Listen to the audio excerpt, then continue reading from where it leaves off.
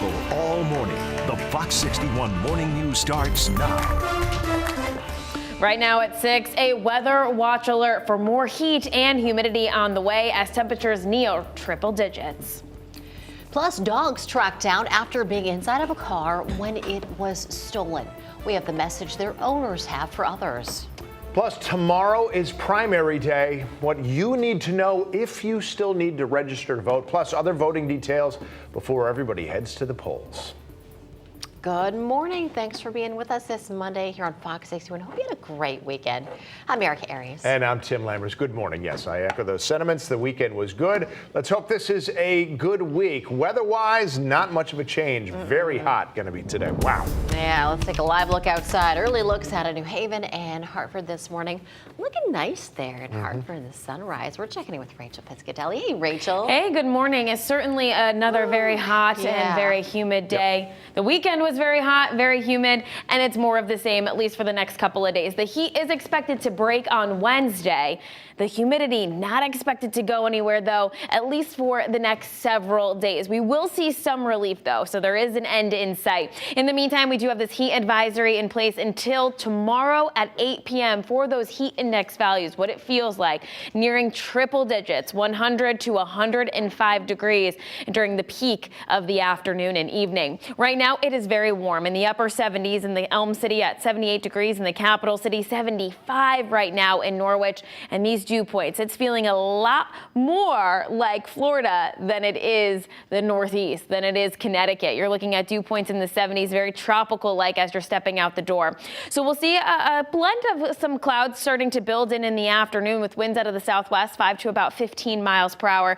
Into the afternoon and evening, there is a chance for a couple of scattered showers or thunderstorms. So just have a plan B if you're heading out the door. Of course, want to take those proper heat precautions too, with high temperatures ranging in the upper 90s for some of our inland locations, but it'll feel like the triple digits by 1 to 2 o'clock. So that heat advisory in place for the next couple of days for today and tomorrow, with an isolated storm chance today and tomorrow too. You'll notice that the heat breaks on Wednesday. That being said, the humidity is not expected to break at least until Thursday or Friday. We'll talk much more about that. And of course, a chance for those, we'll talk about the scattered showers and thunderstorm chances for the next couple of days and time that out for you coming up in just a bit. But it is 6:02 right now. We're going to check out on the roads. Good morning, Lauren.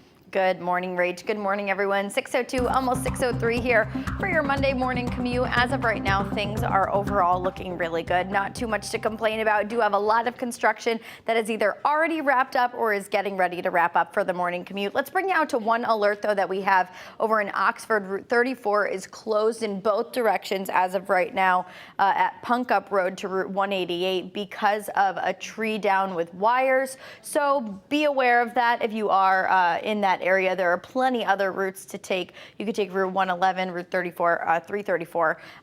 There's a lot of other routes to take right there. We have been seeing some delays on the southbound side of I-91 leaving the capital city just due to construction cleanup, but overall nothing to complain about. Let's take a look at Hartford right now. I-91 north and southbound moving okay as of right now, and in Waterbury, now that construction has cleaned for the morning, I-84 east and westbound looking good. New Haven drive times 91 and 95 in both directions, both looking free, both moving freely throughout the morning.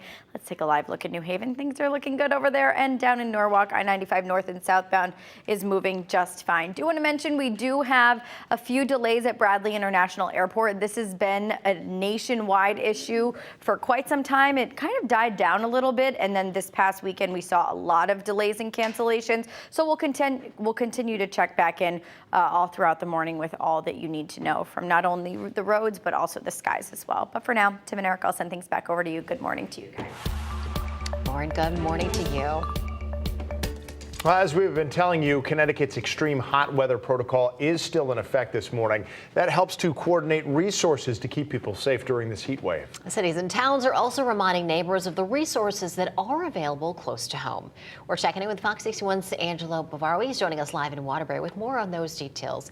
And a cool, refreshing pool behind you, Angelo.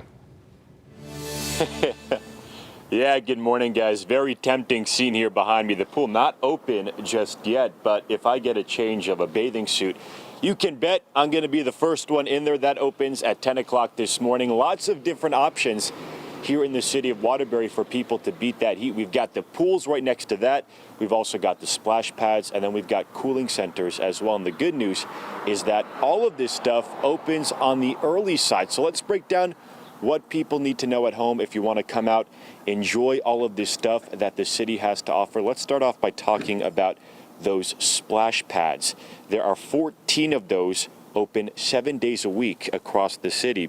Some of those locations include Town Plot Park, River Baldwin Park, Fairlawn Park, Chase Park, and Washington Park. And then, of course, there are lots of other ones as well. Again, those splash pads open early at 7 o'clock in the morning and they close at 8 at night, so plenty of time for those.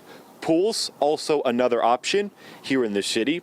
3 options include Washington Park Pool on Sylvan Avenue. That's where we are right now. Fulton Park Pool on Greenwood Avenue and the Hamilton Park Pool on Hamilton Road. All of those pools are open from 10 a.m. to 7 p.m. But a very important note, you do have to reserve a spot by visiting the city's Parks and Rec website. And then in addition to the pools and the splash pads, the city also extending its cooling center operations until today.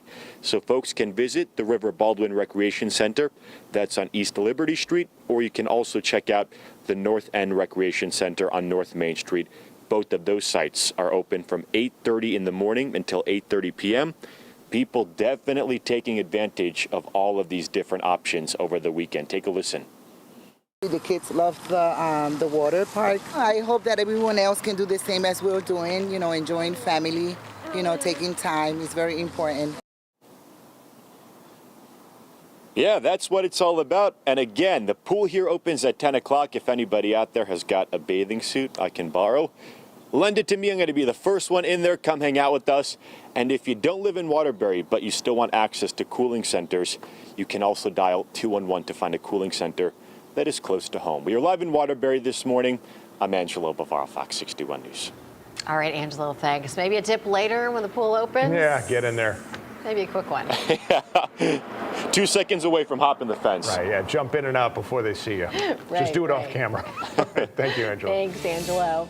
And a quick reminder for you here, you can scan the QR code on your screen right now with your smartphone, or you can go to the App Store to download the free Fox 61 News app. That's where you can get the latest forecast, get weather alerts, and also other resources that are available to everyone during this heat wave. Police said they're investigating a shooting in West Haven that happened on Leet Street last night. Police said it happened shortly after 7 p.m. We don't know a lot about the victim or what happened at this point, other than we know it was a man who was shot and he is expected to survive. Police are continuing their investigation. Another shooting, this one in East Haven. 2 people were shot Saturday. One of the victims, 26-year-old Julius Bolden Lowe of Southington. He died at Yale New Haven Hospital. Police said a fight broke out at Bullseye Billiards after midnight. And police are continuing to investigate, but if anybody out there can help them, please call the East Haven Police. Remember, you can give them an anonymous tip if you want to. Well, nearly 24 people are out of their homes this morning after an apartment fire in Norwich. So take a look at the aftermath of the fire. It happened early Sunday morning on 14th Street in the Greenville section of the city. Firefighters say they found flames shooting out of the attic of the building. Now, no one was hurt, but the Red Cross is now helping the 21 people displaced by the blaze. Well, 2 dogs are back home with their owners this morning. Those owners said they are thankful for the power of social media. An East Haven couple's car was stolen in one incident with the dogs inside. It happened when one of the owners went inside a Dunkin' early Sunday morning. Now, the dogs and the car were later tracked down in Milford after really a random person found the car and started following it until police arrived. So shout out to that person. But before police got there, whoever took the car and the dogs crashed it near the train tracks, which in turn impacted some Metro North routes. I mean, social media is the reason why they're alive right now, because 7 hours later, somebody found them through social media. And a similar theft happened on Thursday in Milford with a dog stolen in a car at a local sub shop, DeBella's Subs. That dog also was reunited with its owner. Well, the couple said this is a lesson for them and others to make sure you never leave your possessions unattended. As we count down to primary day, remember it is tomorrow, so we want to get you ready to cast your ballot. If you haven't registered to vote, or if you are unaffiliated and you would like to choose to be a Democrat or a Republican and vote in the primary tomorrow, today is the last day that you can do that. You have until noon today to get that application into your Registrar of Voters. Do not wait until the last minute to do so. Of course, we're going to talk more about this with Julia LeBlanc coming up in just about 20 minutes. And a reminder, you can vote. Text the word VOTE to the number on your screen, 860-527-6161. And that number will send you the full Fox 61 voter guide. Plus, you can check your registration status and where to vote tomorrow.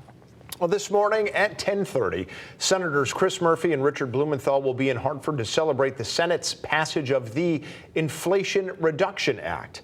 Now, it's an expansive bill that will do many things, although ironically, reducing inflation, at least in the near term, may not be one of them. Here's what it does do. It invests in clean energy. It will eventually lower the cost of some prescription medications through Medicare. The bill also aims to cut our deficit through new corporate taxes and closing loopholes. And boy, it was a marathon session in the Senate before the bill passed. All 50 Senate Democrats supported the bill, and all 50 needed to, because 50 Republicans said no, which meant Vice President Kamala Harris cast the tie-breaking vote.